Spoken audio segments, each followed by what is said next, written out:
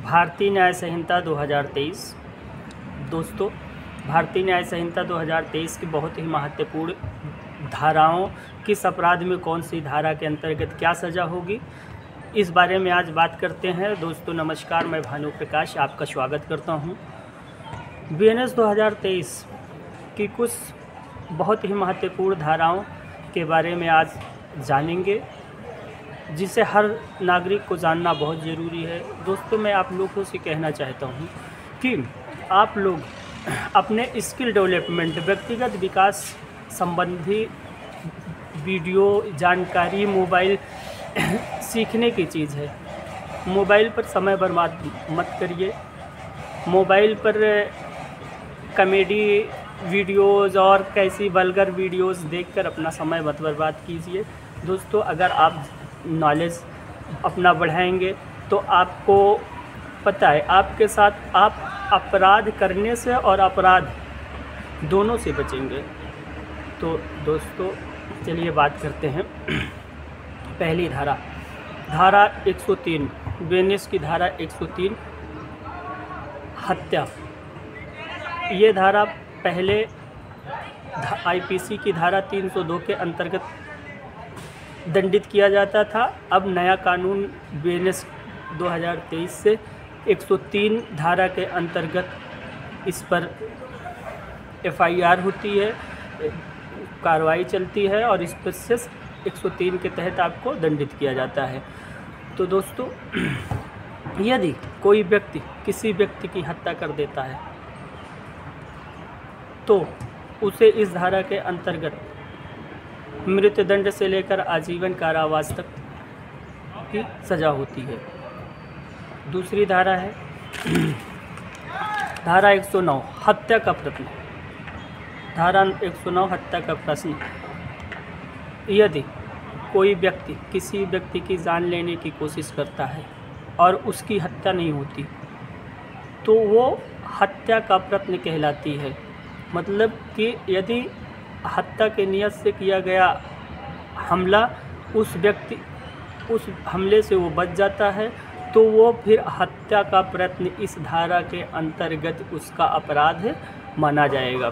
तो इस अपराध के लिए धारा 109 के तहत 10 वर्ष से लेकर आजीवन कारावास तक की सज़ा हो सकती है। दोस्तों, ये पहले आईपीसी की धारा 307 के अंतर्गत अभियोग पंजीकृत होता था तथा इस धारा के अंतर्गत वो दंडित किया जाता था। अब अगली धारा है 74 छेड़खानी। बीएनएस की धारा 74 छेड़खानी। इस अपराध यदि कोई व्यक्ति किसी महिला के साथ छेड़खानी, लज्जा भंग उसका करता है, पीछा करता है, पीछा करते करते उसे छूने की कोशिश करता है, तो यह अपराध बीएनएस की धारा 74 के अंतर्गत दंडनीय है। इस अपराध के लिए आपको 5 वर्ष 1 से 5 वर्ष तक की सज़ा हो सकती है तथा जुर्माना हो सकता है। दोनों से दंडित किया जा सकता है। दोस्तों, ये पहले की आईपीसी की धारा 354 का अपराध बनता था। 354 का स्थान नई धारा बीएनएस की 74 ले ली है। अब अगली धारा के बाद में करेंगे बीएनएस की धारा 78 पीछा करना, स्टॉकिंग। किसी महिला का उसके इच्छा के विरुद्ध बार बार मना करने पर उसका पीछा करना, ये ऑफलाइन ऑनलाइन दोनों तरीके से हो सकता है। आप किसी महिला का पीछा भौतिक रूप से उसका पीछा साइकिल से, मोटरसाइकिल से बार बार उसका कर रहे हैं उसकी इच्छा के विरुद्ध, और जरिए नेट, फेसबुक, सोशल मीडिया के माध्यम से भी आप किसी महिला को परेशान कर रहे हैं, तो ये इस धारा के अंतर्गत धारा 78 बीएनएस की धारा 78 के अंतर्गत ये अपराध माना जाएगा। और इसकी सज़ा 3 साल तक की है प्रथम बार में। यदि वही अपराध आपने दोबारा किया तो इसकी सज़ा 5 वर्ष से लेकर 5 वर्ष तक की हो सकती है, 3 से 5 साल तक हो सकती है और जुर्माना दोनों से दंडित किया जाएगा। तो दोस्तों अगली धारा के बारे में बात करते हैं। दोस्तों मैं जो भी धारा बता रहा हूँ आप उसको नोट कर सकते हैं, आप अपने दोस्तों से शेयर कर सकते हैं। आप कहीं अपने आसपास समाज में बैठे हैं तो इसका जिक्र कर सकते हैं, इससे लोग जागरूक होंगे। तो अगली धारा है बीएनएस की धारा 64 बलात्कार। बहुत ही जघन्य अपराध माना जाता है बलात्कार। यदि कोई व्यक्ति महिला के साथ बलपूर्वक दुष्कर्म करता है, रेप करता है, तो ये इस धारा के अंतर्गत उस पर FIR पंजीकृत होगा, विवेचना होगी, सबूत गवाह सब इकट्ठा होकर वो न्यायालय में प्रेषित किया जाएगा। यदि आरोप सिद्ध हुआ तो इस धारा के अंतर्गत 10 वर्ष से लेकर आजीवन कारावास तक की सज़ा है वह जुर्माना दोनों से दंडित किया जा सकता है। दोस्तों ये अपराध पहले 2023 से पहले, नया कानून से पहले धारा 376 आप लोगों की जानकारी में होगा, आप लोग सुने होंगे। धारा 376 के अंतर्गत आता था। तो अगली धारा दोस्तों धारा 309 लूट और डकैती।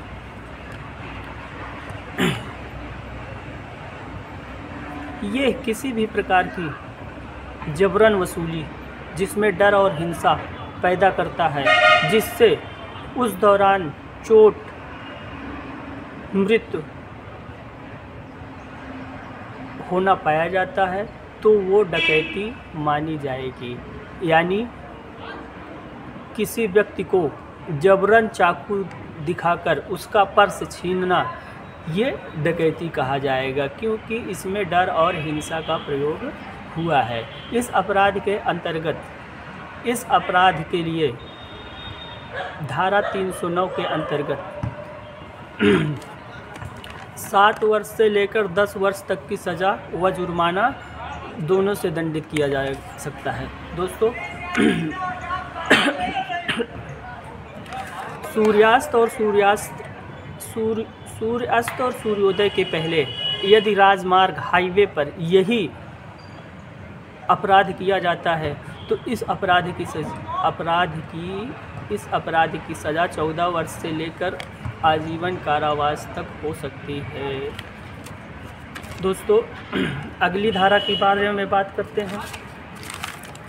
दोस्तों वीडियो अच्छी लगे, आपके लिए लाभप्रद हो तो ज़्यादा से ज़्यादा वीडियो को शेयर करें, लाइक करें, कमेंट करें। आप कमेंट में लिख सकते हैं मैं किस अपराध में कौन सी धारा लगेगी, कितनी सज़ा होगी। आपके आसपास अगर कोई अपराध हुआ है, आपको नहीं समझ में आ रहा है कि हम क्या करें, तो हमारे मैसेज कर सकते हैं। मेरा नंबर डिस्क्रिप्शन पर, उस पर कॉल करके पूछ सकते हैं, मैं आपको ज़रूर बताऊंगा। अब अगली धारा है 80 दहेज हत्या। धारा 80 दहेज हत्या। शादी के 7 वर्ष के भीतर यदि किसी महिला की मृत्यु उसके पति या रिश्तेदारों के प्रताड़ना, शारीरिक, मानसिक, आर्थिक रूप से प्रताड़ना के कारण हुई है तो वो दहेज हत्या कहलाएगी। इस अपराध के लिए धारा बीएनएस की धारा 80 के तहत उस पर अभियोग पंजीकृत होगा। दोषी होने पर उसे 7 वर्ष से लेकर आजीवन कारावास तक की सज़ा हो सकती है। दोस्तों ये पहले आईपीसी की धारा 304B का अपराध बनता था तथा 3/4 DP एक्ट के तहत भी मुकदमा पंजीकृत होता है। 3/4 DP एक्ट दहेज प्रथा का अधिनियम बीएनएस के साथ अब भी लगता है।